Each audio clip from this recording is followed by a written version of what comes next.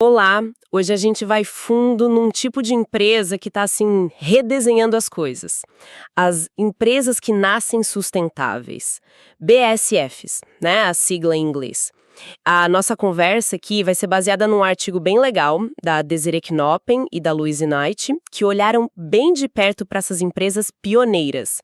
A ideia é entender o que torna essas BSFs especiais, sabe? Porque elas são tão importantes para a gente ir para um caminho mais sustentável e como elas funcionam diferente do padrão. E o foco principal é descobrir como elas buscam uma tal de vantagem da sustentabilidade, que é algo que bota o propósito ambiental, o social, bem no centro, não só o lucro.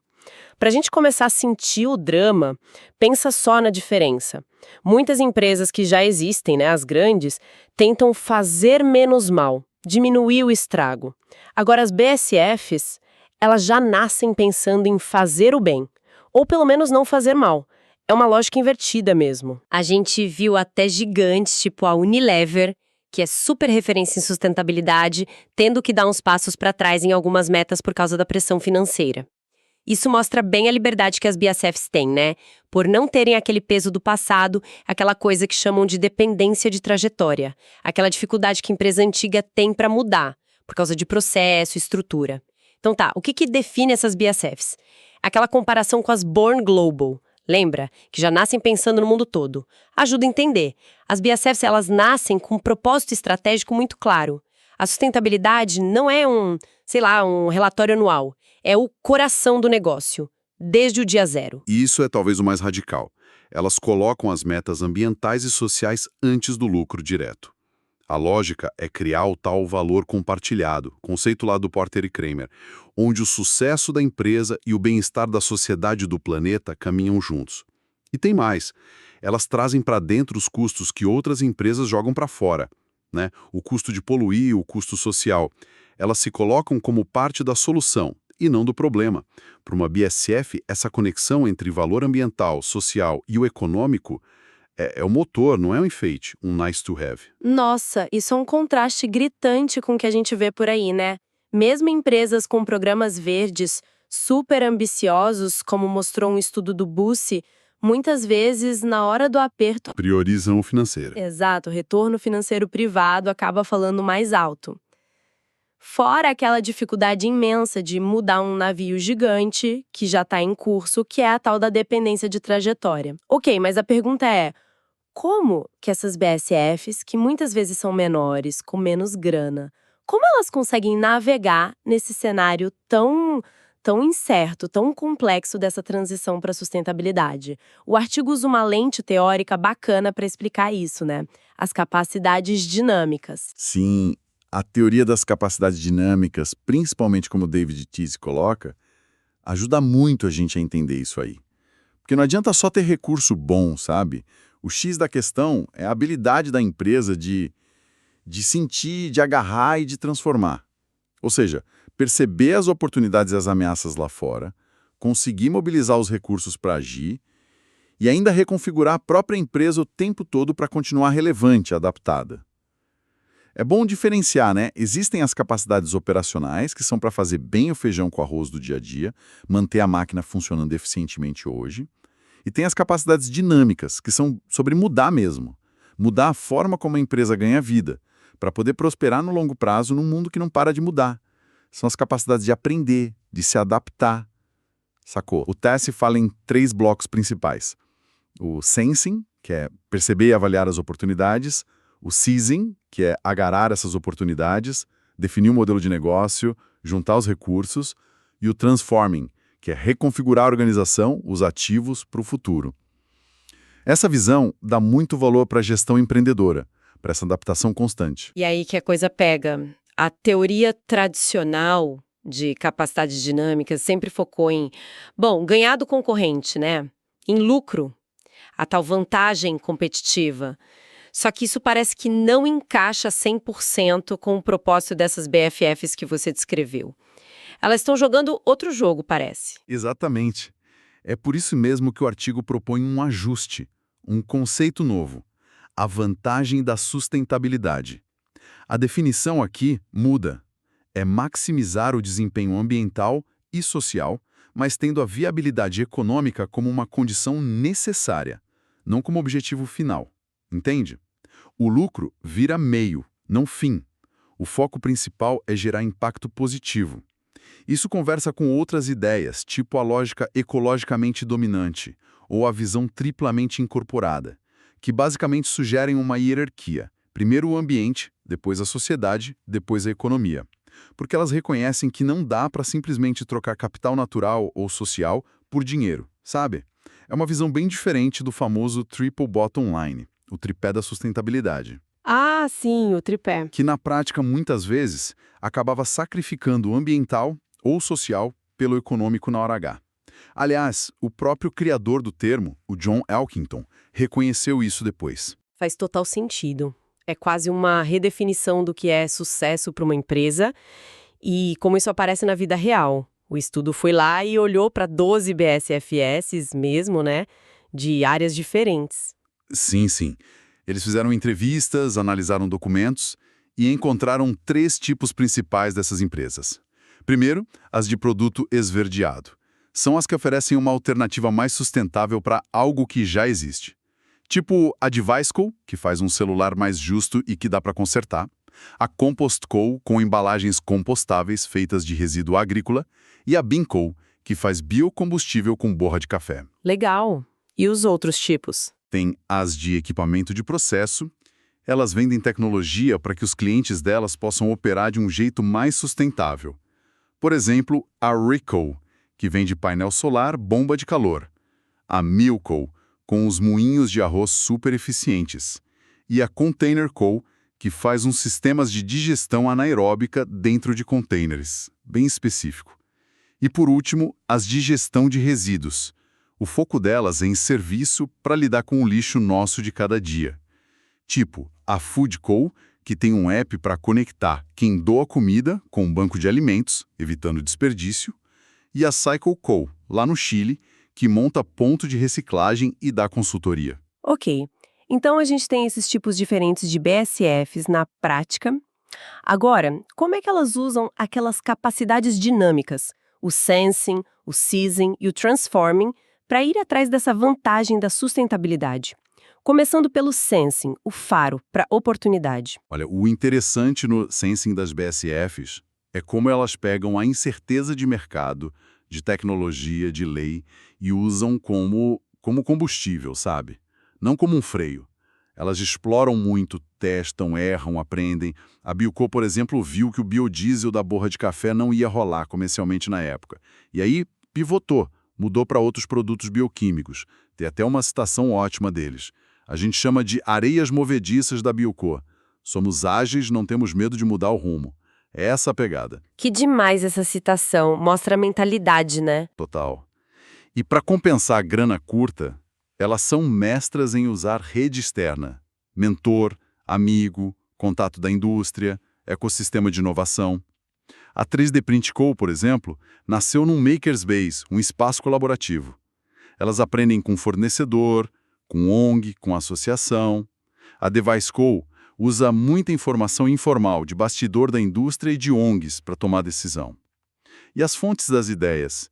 Vêm da visão de sustentabilidade, claro, mas também das habilidades que os fundadores já tinham. E muitas vezes de uma convicção moral forte mesmo. Quero fazer algo sobre isso. Tá, perceber a chance é o primeiro passo. Mas e para agarrar de verdade? Transformar em negócio? Como funciona o seizing nessas empresas? O seizing nas BSS tem umas dinâmicas bem particulares. Primeiro, elas precisam engajar uma galera muito mais ampla do que o normal. Não é só cliente e investidor. É trabalhador da cadeia toda, comunidade local, ONG. Aquele exemplo da Deviceco que atrasou entrega para não ferrar as condições de trabalho lá no fornecedor muito forte. Mostra bem isso. Nossa, isso é raro. Outro ponto-chave é navegar e às vezes tentar mudar a legislação. Algumas, como a CycleCo no Chile, pegam carona em lei nova de reciclagem. Outras dão de cara com barreira tipo a ContainerCo com regra de resíduo perigoso. Isso exige um jogo de cintura político, uma adaptação danada. E talvez o ponto mais crítico no seizing seja o processo interno de equilibrar a visão de longo prazo com a realidade de grana do curto prazo. Esse é o dilema constante, cara. A Housing Co., que faz moradia sustentável, teve que aceitar uns projetos verde claro, menos ambiciosos, para poder sobreviver e continuar buscando o verde profundo depois. Entendi. Tipo um passo de cada vez. Isso. O gerente deles falou algo tipo: não dá para ser 100% fiel à missão o tempo todo se você quer empreender. Se conseguir 20% hoje, show. Amanhã você busca 30%. Isso leva a umas estratégias tipo cross-funding, sabe? Financiamento cruzado. A Cycle Co. usa a grana do plástico fácil de reciclar para bancar a reciclagem do plástico difícil. A Binco usa a venda de uns briquetes de café para financiar a pesquisa mais cara em bioquímicos. Que interessante essa tática. É uma forma de viabilizar, né? Além disso, elas focam muito em construir parceria para chegar no mercado, para acessar tecnologia e em conectar gente diferente na rede, ser uma ponte mesmo. E claro, enfrentam o desafio de criar e navegar mercado de suprimento novo, tipo competir por biomassa ou achar logística para fluxo de resíduo que ninguém queria antes. Essa tensão entre a missão ideal e a necessidade de pagar as contas parece ser o coração da coisa, né? E a terceira capacidade, o transforming. Como elas se ajeitam e se adaptam com o tempo? O transforming nas BSFs foca bastante em alinhar incentivo, tanto dentro de casa quanto fora. Internamente, elas tentam contratar gente que já tem o DNA da sustentabilidade, mas nem sempre é fácil. A Hitco, por exemplo, às vezes só conseguia oferecer emprego de meio período. E externamente, precisam convencer os parceiros a entrar na dança. A Device Co. fala que precisa de fornecedor com visão alinhada. A Housing Co. tenta mudar a cabeça dos construtores que muitas vezes ganham por tempo de obra e não por fazer rápido e bem. Nossa, que desafio mudar isso. O gerente descreveu bem a dificuldade. O modelo atual deles recompensa não inovar. Aí como você convence que ser mais eficiente pode gerar mais projeto, fazer o capital gerar melhor, é uma quebra de paradigma. Outras práticas importantes de transforming que eles viram: comunicação super transparente, usar site e blog para contar os acertos e os perrengues. Combinar ativos na cadeia de forma criativa, tipo a Composti, ajudando o cliente a fechar o ciclo do resíduo. O engajamento dos fundadores em advocacy, em tentar mudar regra, política. E uma gestão do conhecimento muito focada em medir impacto e aprender com todo o ecossistema. Olhando para tudo isso, como elas farejam, agarram, se transformam, o estudo conseguiu, então, mapear uns padrões em como elas perseguem essa tal vantagem da sustentabilidade no mundo real, né? Pelo jeito, não é uma linha reta. De jeito nenhum. A pesquisa identificou duas dimensões principais que ajudam a gente a entender as nuances dessa busca. A primeira é o horizonte de tempo. Aqui volta aquela tensão que a gente falou. A necessidade de sobreviver no curto prazo pode levar a empresa a adiar um pouco o impacto socioambiental total que ela queria ter lá no início. A gente viu a Housing Co. com os projetos Verde Claro, a Water Co. tendo que usar energia fóssil no começo porque os clientes não topavam pagar pela solar ainda. A Compost Co. tendo que vender o produto antes mesmo de ter toda a infraestrutura de compostagem pronta na cidade. Entendi. Não é que elas desistiram. Não, de forma alguma. Não quer dizer que falharam ou deixaram de ser BSFs. Só mostra como o caminho é complexo na prática. Algumas BSFs têm modelos mais tudo ou nada. O impacto é direto e imediato, tipo a Container Co. ou a Food Co. Outras têm um portfólio misto. Aquele processo de equilibrar visão de longo prazo e realidades de curto prazo é chave para entender essa dimensão do tempo. A segunda dimensão é o escopo, ou a abrangência. Essa dimensão olha para a ambição do impacto. O foco é só na própria empresa ou a ideia é transformar o sistema todo? E muitas BSFs mostraram essa ambição sistêmica, viu? A Device Co. querendo mudar a indústria eletrônica por dentro. A Food Co. atacando o sistema alimentar para diminuir fome e desperdício. A Hit Co. influenciando a política energética nacional. A Cycle Co. juntando produtor, varejista, consumidor para fazer a reciclagem acontecer. Ah, então o crescimento para elas tem outro significado. Exato. Para essas BSFs com escopo sistêmico, o crescimento não é só para ter mais lucro ou fatia de mercado. É uma necessidade para escalar a missão, para conseguir causar a mudança que elas querem no sistema maior. Faz sentido. Total. Mas, assim, essa ambição toda não passa sem críticas, né?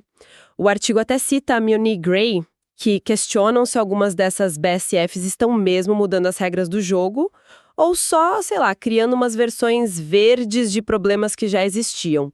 Por exemplo, embalagem compostável é melhor que plástico, sim. Mas não seria melhor ainda reduzir o tanto de descartável que a gente usa? Com certeza. Ou o caso da Device Co. fazendo um celular que dura mais. Isso é ótimo para o planeta, mas... E a receita da empresa, se as pessoas compram menos? São os paradoxos interessantes, né? Sem dúvida nenhuma. E esses questionamentos são super importantes para a gente não cair numa visão romântica demais. Mostra que mesmo as BSFs enfrentam escolhas difíceis, trade-offs complexos, e que a própria sustentabilidade é um alvo em movimento, um conceito que está sempre sendo debatido e evoluindo. Certo. Então, para a gente amarrar a nossa conversa de hoje, a gente conheceu melhor as empresas que nascem sustentáveis, as BSFs, que são definidas por ter esse propósito socioambiental no centro de tudo. Vimos como elas buscam a vantagem da sustentabilidade, que é um jeito diferente de medir sucesso, para além do lucro. Entendemos que as capacidades dinâmicas, sensing, seizing, transforming, são ferramentas essenciais para elas navegarem e se adaptarem nesse caminho. E analisamos as dimensões dessa vantagem. O horizonte de tempo, que é aquele equilíbrio tenso com a grana do dia a dia, e o escopo, que é o tamanho da ambição do impacto, se é só na empresa ou no sistema todo. Exato. E eu acho que o mais importante é que essas BSFs mostram que dá para fazer diferente. Elas são tipo uns laboratórios vivos, sabe? Testando modelos para um futuro mais sustentável. Servem muito de inspiração. E elas merecem não só ser estudadas, mas também receber apoio prático, para poderem crescer e multiplicar o impacto positivo delas. Isso deixa a gente com uma pulga atrás da orelha, né? Se até as BSFs, que são as mais comprometidas desde o começo, às vezes precisam adiar ou diluir o impacto por causa da pressão financeira, o que isso diz sobre o nosso sistema hoje? Fica a pergunta no ar. Como é que a gente pode, como sociedade, sei lá, consumidor, investidor, governo, criar um ambiente que apoie melhor essas BSFs? Que tipo de estrutura ou de mudança de mentalidade mesmo a gente precisaria para que essa vantagem de sustentabilidade não fosse só uma busca heróica de uns poucos pioneiros, mas que fosse o padrão incentivado, valorizado por todo mundo? Uma coisa para a gente pensar, né?